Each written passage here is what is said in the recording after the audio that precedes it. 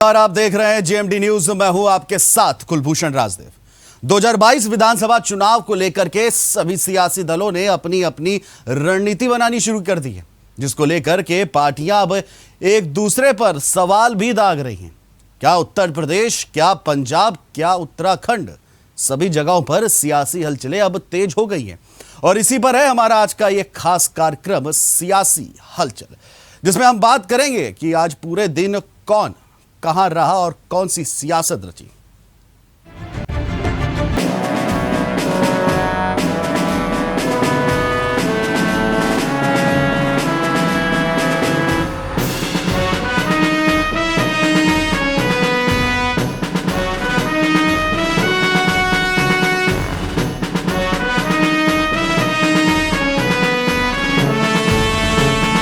तो सियासी हलचल में सबसे पहले बात करेंगे देश की सबसे बड़ी पार्टी यानी भारतीय जनता पार्टी की, जिसके राष्ट्रीय प्रवक्ता संबित पात्रा ने मानवाधिकार हनन पर कांग्रेस पर जमकर हमला बोला है। उन्होंने कहा है कि कांग्रेस शासित राज्यों में मानवाधिकार हनन पर गांधी परिवार आखिरकार क्यों चुप्पी बांधे हुए है। संबित पात्रा ने प्रेस कॉन्फ्रेंस में पीएम मोदी के उस भाषण का भी जिक्र किया, जिसमें उन्होंने मानवाधिकार को लेकर के राजनीतिक रंग की बात कही थी। पात्रा ने मोदी के भाषण का जिक्र करते हुए कहा कि आज पीएम मोदी ने कहा कि मानवाधिकार का बहुत ही ज्यादा हनन तब होता है जब उसे राजनीतिक रंग से देखा जाता है, जब राजनीतिक चश्मे से उसे देखा जाता है और राजनीतिक नफा नुकसान के तराजू पे तौला जाता है। इस तरह का सेलेक्टिव व्यवहार एक लोकतंत्र के लिए भी उतना ही नुकसानदेह होता है।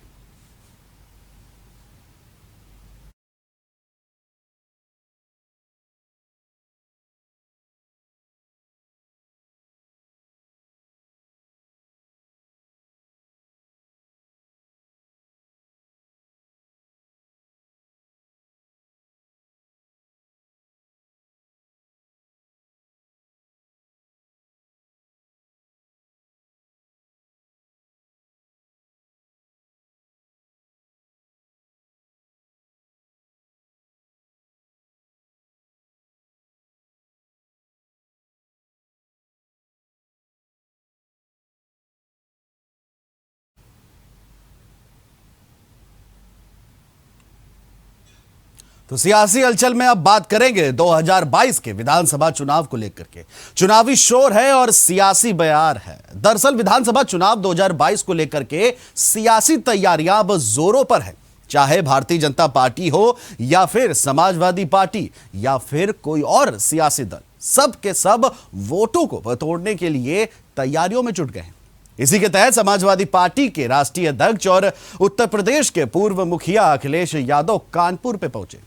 वहीं उनके चाचा शिवपाल यादव मथुरा में अपनी पार्टी यानी प्रगतिशील समाजवादी पार्टी लोहिया का प्रचार कर रहे हैं। यानी कि चाचा और भतीजे दोनों अपनी अपनी पार्टियों को सियासी मैदान में उतारने के लायक पाल पोस रहे हैं। हालांकि कयास ये लगाए जा रहे थे कि सपा और प्रसपा विधानसभा चुनाव साथ में लड़ेंगे, लेकिन फिलहाल इन कयासों में तो ब्रेक लगता दिख रहा है, क्योंकि दोनों अलग अलग जगहों पे अपनी अपनी पार्टी का प्रचार कर रहे हैं।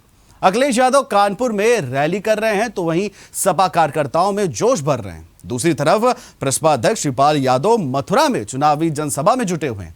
अब देखने वाली बात यह होगी कि चाचा और भतीजे की अलग अलग जनसभाएं इस चुनावी संग्राम में कितनी कारगर साबित होती है।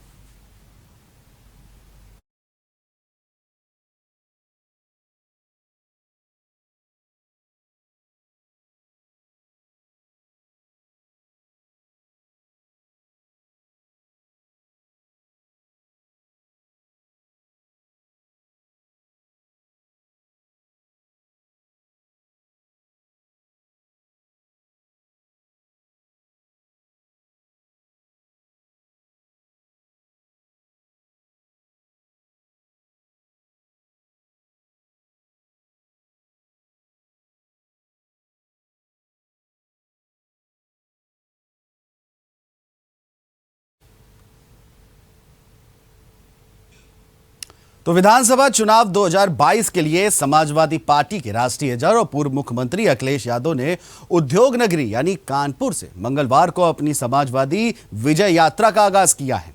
यहां जाजमऊ गंगापुल चेक पोस्ट चुंगी पर कार्यकर्ताओं ने उनका जोरदार स्वागत किया। नोटबंदी के समय कानपुर देहात के झिंझक में जन्मे खजांची नाथ ने विजय रथ यात्रा को पार्टी का झंडा दिखाकर रवाना किया। अखिलेश ने रथ पर चढ़ने के दौरान मीडिया से भी बात की और कहा कि लखीमपुर में गाड़ी से किसानों को नहीं, कानून को रौंदा गया है। इस घटना को भुलाया बिल्कुल भी नहीं जा सकता। सभी को पता था कि गाड़ी में कौन बैठा था। और इतना ही नहीं, अखिलेश यादव ने कहा कि जब भी प्रदेश में सपा ने विजय यात्रा निकाली है तब प्रदेश में परिवर्तन आया है।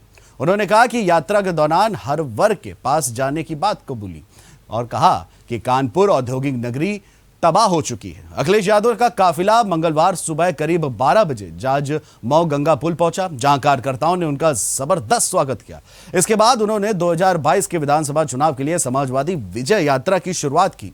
तो यात्रा के दौरान पूर्व मुख्यमंत्री पूरे प्रदेश का भ्रमण करेंगे, साथ ही जनता को प्रदेश की भाजपा सरकार की कमियां भी बताएंगे। महंगाई, महिला उत्पीड़न पर बीजेपी को भी घेरेंगे।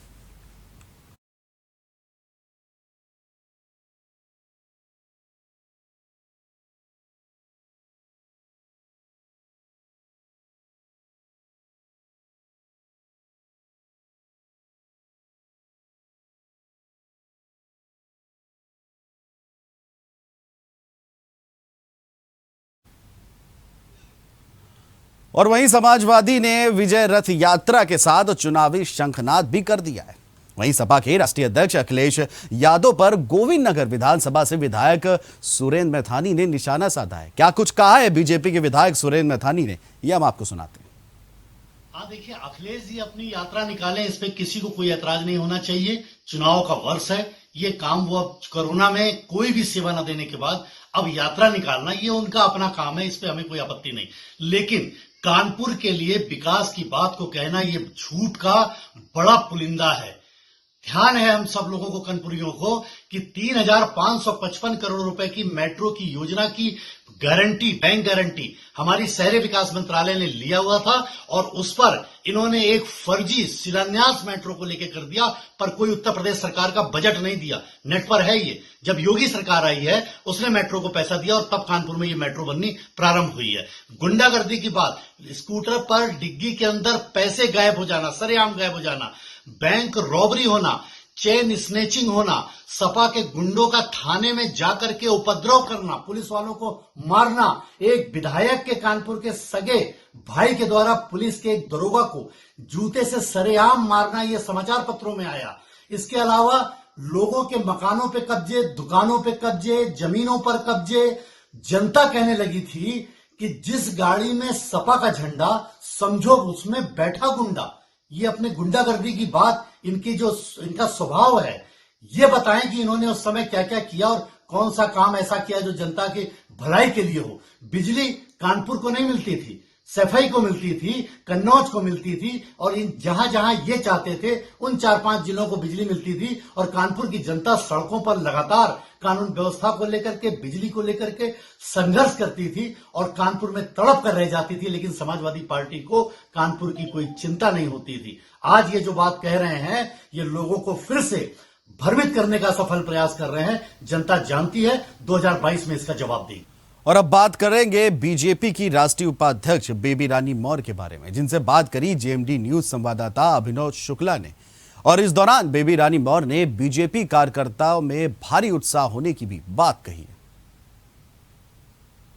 साथ इस वक्त है भारतीय जनता पार्टी की राष्ट्रीय उपाध्यक्ष बेबी रानी मौर्य जाटव जी, उनसे ही बात करेंगे क्या कुछ 2022 चुनाव को लेकर तैयारियां हैं। मैम, क्या कुछ तैयारियां चल रही हैं 2022 के चुनाव को लेकर? अरे आप देख ही रहे हैं, आपको ये हमारे पार्टी के कार्यकर्ताओं में इतना उत्साह है, इतने जोर शोर से लगे हुए हैं, इतना मतलब देखते ही बनता है। जो जिस तरह के लोग यहाँ पर मोर्चे के अलावा हमारी मेन बॉडी भी है, उसके भी सब लोग इकट्ठे हुए हैं, तो पार्टी की ये चुनाव की तैयारी है बस। मैम, अखिलेश यादव विजय यात्रा पे निकले हुए, उन्होंने कहा कि जिस तरीके से किसानों को कुचला गया उसी तरीके से भाजपा संविधान को भी कुचलने का काम कर रहे हैं, इस पे क्या कहेंगे? अभी तो बताया भैया, तो ऐसा है, जिसने गलती की है उसे सजा मिलेगी, उनको जेल भी भेज दिया गया है और संविधान की कोई अवहेलना नहीं हो रही है। अगर संविधान की अवहेलना हो रही होती तो मुझे क्यों गवर्नर बनाते? मैं तो ऐसी की हूँ, मैं तो चमार जाति की हूँ एक तरह से।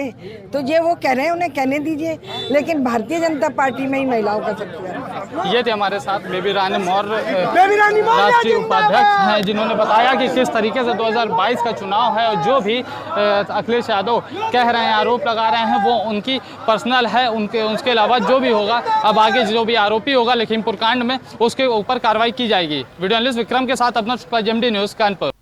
तो सियासी हलचल में अगर बात किसानों की ना हो तो हलचल जो है वो अधूरी हो जाती है। झांसी की मोट तहसील में भाकियू यानी भारतीय किसान यूनियन के कार्यकर्ताओं ने अपनी मांगों को लेकर के ज्ञापन दिया। बता दें कि उप जिलाधिकारी को दिए गए ज्ञापन में किसान यूनियन के कार्यकर्ताओं ने मांग की कि सरकार खेतों से पराली 5 दिन के भीतर उठवा ले। यदि 5 दिनों के अंदर शासन द्वारा पराली को नहीं उठाया जाता तो किसान अपने खेतों को नहीं बखर कर पाएंगे, जिसकी वजह से किसान अब बुआई से भी वंचित रह जाएंगे। वहीं किसानों ने सरकार को चेतावनी दी है कि यदि उनकी सुनवाई नहीं होगी तो वह खेतों में आग लगा देंगे और जिसकी पूरी जिम्मेदारी जो है वो सरकार की होगी।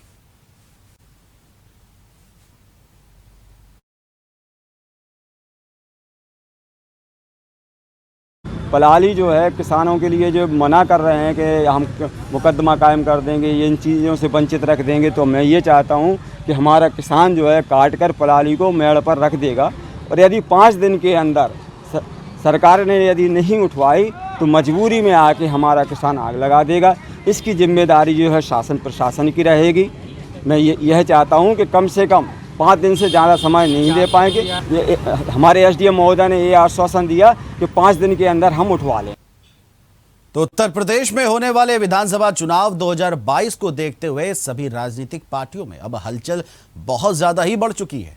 इसी कड़ी में भारतीय जनता पार्टी मिशन 2022 की तैयारियों को अब अंतिम रूप देने के लिए संगठन महासचिव सुनील बंसल, यूपी प्रभारी राधा मोहन सिंह और यूपी प्रदेश के अध्यक्ष सत्येंद्र देव सिंह दिल्ली पहुंचे, जहां बीजेपी के दिग्गजों ने 100 दिन 100 कार्यक्रम की योजना तैयार की है। साथ ही आगे का एजेंडा भी तैयार किया है। गौरतलब है कि बीजेपी सरकार द्वारा शुरू किए गए कल्याणकारी योजनाओं के साथ मतदाताओं तक पहुंचने के लिए एक विस्तृत योजना तैयार की जा रही है।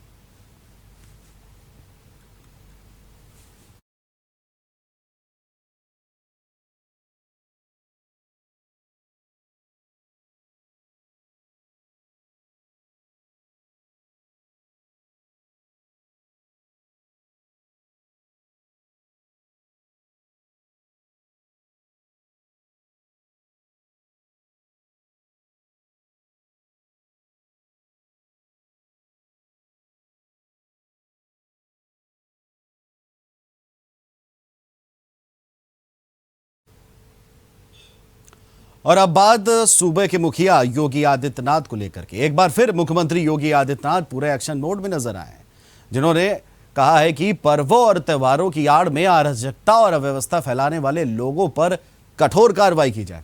और साथ ही साथ उन्होंने कहा कि पर्वों और त्योहारों पर होने वाले आयोजनों के संबंध में धर्मगुरुओं के साथ साथ जनप्रतिनिधियों के साथ भी संवाद स्थापित किया जाए। पूजा पंडालों और रामलीला मंचन के आसपास साफ सफाई सुरक्षा के विशेष प्रबंध किए जाए। विसर्जन मार्ग सहित अन्य सड़कें गड्ढा मुक्त रहें। सीएम ने वीडियो कॉन्फ्रेंसिंग के माध्यम से नवरात्रि, दुर्गा पूजा, दशहरा, 12 वफात और दीपावली आदि के मद्देनजर वरिष्ठ पुलिस और प्रशासनिक अधिकारियों के साथ कानून व्यवस्था की समीक्षा कर रहे थे।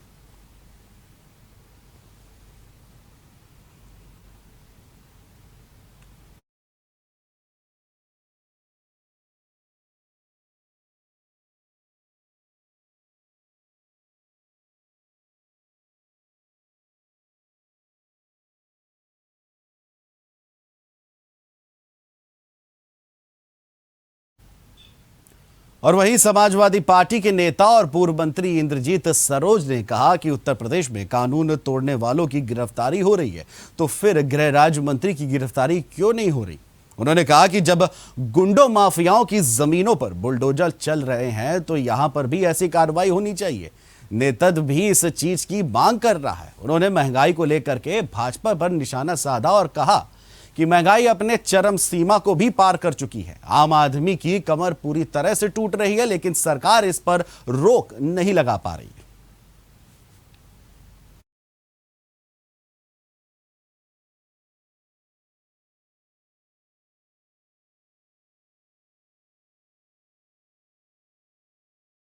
देखिए, हमारे राष्ट्रीय नेतृत्व का ये कहना है कि जो है वो जो गृह राज्य मंत्री हैं उनकी भी गिरफ्तारी होनी चाहिए। उनकी गाड़ियां हैं, उनके बेटे हैं और उन्हीं का कार्यक्रम था।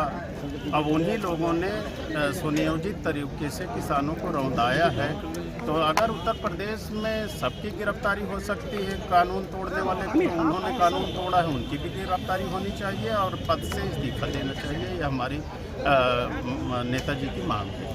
बुलडोजर चलाने की भी बात कही। नहीं, बुलडोजर चलाने की बात यही है। मैंने बुलडोजर में कहा, अगर योगी जी जो है सभी माफियाओं के या क्रिमिनल के लोगों के यहाँ बुलडोजर चलवाते हैं तो फिर उनके यहाँ भी बुलडोजर चलना चाहिए। फिर उसमें ये पक्षपात क्यों, जो है पक्षपात नहीं होना चाहिए। और वहीं इत्र की नगरी यानी कन्नौज में सदर कोतवाली क्षेत्र के तिरवा रोड पर बने सपा कार्यालय पर राम मनोहर लोहिया जयंती के कार्यक्रम का आयोजन किया गया। बता दें कि यहां पर समाजवादी पार्टी के सैकड़ों कार्यकर्ता मौजूद रहे। जिला अध्यक्ष कलीम खान की अगुवाई में इस कार्यक्रम का आयोजन किया गया, जहां पर लोहिया जी के चित्र पर माल्यार्पण कर पुष्पांजलि अर्पित कर उनको याद किया गया। वहीं इस दौरान कार्यक्रम में सदर विधायक अनिल दोहरे ने कहा कि ऊंच नीच के भेदभाव को समाप्त करने का जो काम और जो संकल्प लोहिया जी ने लिया है और शुरुआती दौर में देश को आज़ाद कराने में स्वतंत्रता आंदोलन में भाग लेकर देश की आज़ादी के लिए लड़ाई लगी, तब जाकर देश आज़ाद हुआ था। उनकी परिकल्पना रही और उनके पद चिन्हों पर चलकर समाजवादी पार्टी के नेता और कार्यकर्ता आज भी काम कर रहे हैं।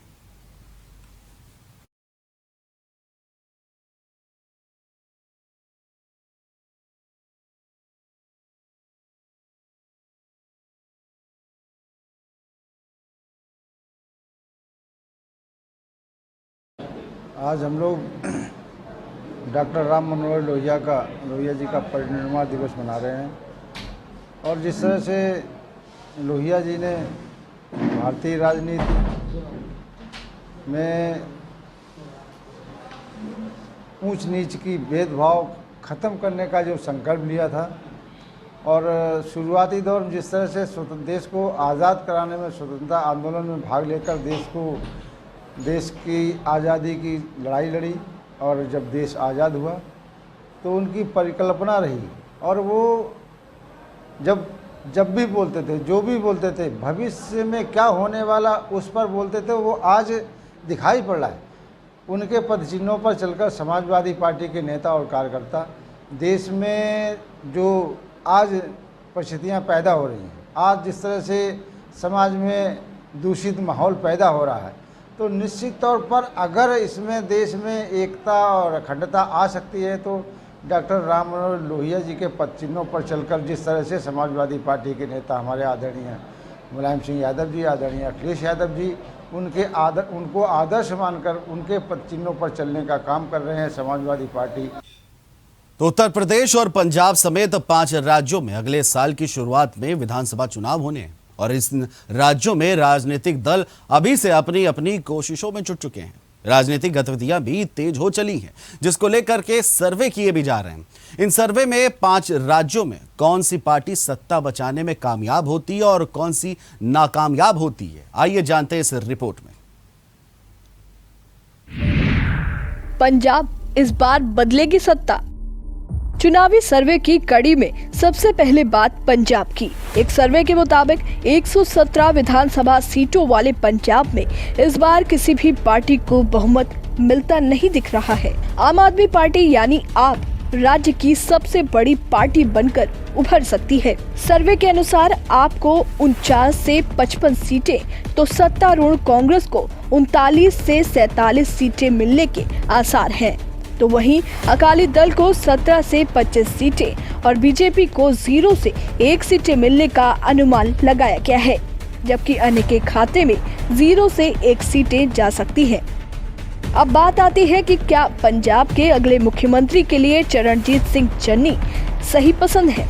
इस सवाल पर 60% लोगों ने हाँ में जवाब दिया, तो वहीं 40% लोगों का कहना है कि चन्नी सही पसंद नहीं है। सर्वे के अनुसार आपको 36% वोट तो कांग्रेस को 32% वोट मिलने की संभावना जताई जा रही है। उत्तराखंड बीजेपी आएगी या जाएगी? उत्तराखंड में 4.5 साल में 3 बार मुख्यमंत्री बदलने वाली बीजेपी क्या इस बार भी सत्ता पर पकड़ बनाए रखने में कामयाब होगी? सर्वे के मुताबिक राज्य में बीजेपी फिर से सत्ता में वापसी कर सकती है। सी वोटर सर्वे में ये बात सामने आई है कि भारतीय जनता पार्टी को 42 से 46 सीटें मिल सकती हैं, जबकि कांग्रेस को 21 से 25 सीटें मिलने के आसार हैं। हालांकि राज्य में मजबूत दस्तक देने की कोशिश में जुटी आम आदमी पार्टी को कोई खास फायदा होता नजर नहीं दिख रहा और उसे 0 से 4 सीटें तथा अन्य के खाते में अधिक से अधिक 2 सीटें जा सकती हैं। सर्वे के मुताबिक विधानसभा चुनाव में बीजेपी को सबसे ज्यादा 45% वोट तो कांग्रेस को 34% और आम आदमी पार्टी को 15% वोट मिलने के आसार हैं। मणिपुर में किसकी सरकार? सर्वे के मुताबिक मणिपुर में भारतीय जनता पार्टी को करीब 36% वोट मिल सकते हैं तो कांग्रेस के खाते में 34% वोट आ सकते हैं, जबकि एनपीएफ को 9% और अन्य के खाते में 21% वोट जा सकते हैं। 60 सदस्यीय मणिपुर विधानसभा में इस बार त्रिशंकु विधानसभा के आसार बनते दिख रहे हैं। सीटों के लिहाज से अगर देखें तो मणिपुर में बीजेपी को 21 से 25 सीटें तो कांग्रेस को 18 से 22 सीटें मिलने के आसार हैं, जबकि एनपीएफ को 4 से 8 सीटें मिल सकती हैं। गोवा का क्या होगा? सर्वे के अनुसार 40 सदस्यीय गोवा विधानसभा चुनाव में सत्तारूढ़ बीजेपी को 38% वोट मिल सकते हैं और सत्ता पर बीजेपी पकड़ बनाए रख सकती है। आम आदमी पार्टी की बात करें तो उसे 23% वोट मिल सकते हैं तो कांग्रेस के खाते में 18% और अन्य को 21% वोट मिलने की संभावना है। अगर गोवा विधानसभा में सीटों के लिहाज से देखें तो भारतीय जनता पार्टी को 24 से 28 सीटें, कांग्रेस को 1 से 5 सीटें, आम आदमी पार्टी को 3 से 7 सीटें और अन्य के खाते में 4 से 8 सीटें जा सकती हैं। उत्तर प्रदेश, क्या योगी दिलाएंगे बीजेपी को जीत? बात अब उत्तर प्रदेश की करते हैं। देश भर की निगाहें योगी आदित्यनाथ और उत्तर प्रदेश पर लगी हुई हैं। क्या उनकी अगुवाई में बीजेपी लगातार दूसरी बार सत्ता पर काबिज होती है या नहीं? हालांकि लखीमपुर खीरी हिंसा और गोरखपुर कांड समेत कई मामलों के बीच इस बार चुनाव रोमांचक होने के आसार हैं। सर्वे के मुताबिक उत्तर प्रदेश में भारतीय जनता पार्टी एक बार फिर से सरकार बना सकती है। दावा किया गया है कि बीजेपी के खाते में 241 से 249 सीटें आ सकती हैं, जबकि अखिलेश यादव की समाजवादी पार्टी के हिस्से में 130 से 138 सीटें जा सकती हैं, तो बहुजन समाज पार्टी को 20 से कम सीटें मिलने के आसार हैं। वहीं प्रियंका गांधी वाड्रा की अगुवाई में लगातार सक्रिय कांग्रेस को इस बार भी खास फायदा होता नहीं दिख रहा है। कांग्रेस 3 से 7 सीटों के बीच सिमट सकती है। अब इन 5 राज्यों में जनता किस पार्टी की सरकार बनाएगी, ये तो चुनाव बाद के नतीजे ही बताएंगे। तब तक सर्वे से ही अंदाजा लगाया जा सकता है कि जनता की पसंद कौन है और किस ओर जनता का झुकाव है। Special desk JMD.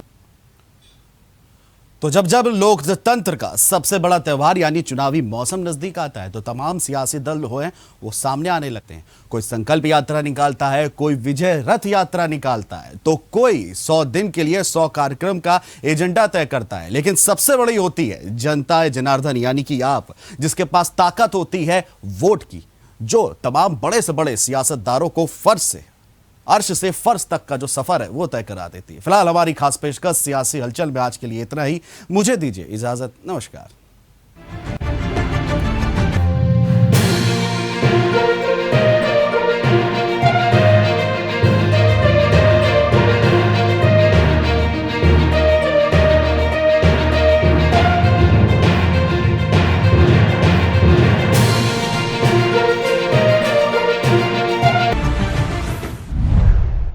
हमें लाइक करें, सब्सक्राइब करें और ज्यादा से ज्यादा शेयर करें और हाँ, बेल आइकॉन दबाना ना भूलें ताकि हर खबर का अपडेट आप तक पहुंचे तुरंत। आप हमें इंस्टा, ट्विटर और फेसबुक पर भी फॉलो कर सकते हैं। हमारी आईडी है @JMT News Flash।